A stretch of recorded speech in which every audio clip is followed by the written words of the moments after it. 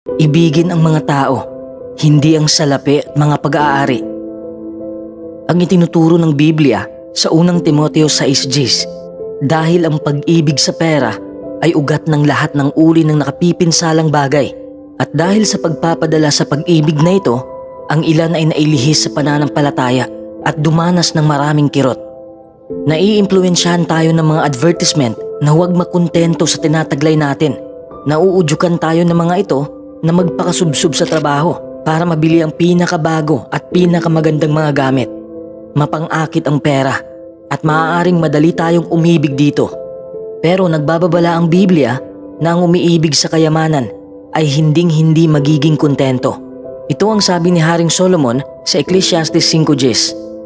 Ang maibigin sa pilak ay hindi makukontento sa pilak, at ang maibigin sa kayamanan ay hindi makukontento sa kita. Ito rin ay walang kabuluhan. Tularan natin si Jesus at ibigin natin ang mga tao ng higit sa mga bagay. Handang ibigay ni Jesus ang lahat ng tinataglay niya, maging ang kanyang buhay, dahil sa pag-ibig sa mga tao. Sinabi mismo ng Panginoong Jesus sa Gawa 20:35, may higit na kaligayahan sa pagbibigay kaysa sa pagtanggap. Kung uugaliin nating magbigay sa iba ng ating panahon at pag-aari, gayon din ang gagawin nila sa atin. Ang sabi ni Jesus sa Lucas 6:38, maging mapagbigay at magbibigay ang mga tao sa inyo. Ang mga taong nagsisikap magkamal ng salapi at mga pag-aari ay nagdudulot lamang ng kirot at pasakit sa kanilang sarili. Sa kabilang dako, magiging tunay kang kontento kung iibigin mo ang iba at iibigin ka rin nila. Pwede mo bang pasimplihin ang iyong buhay?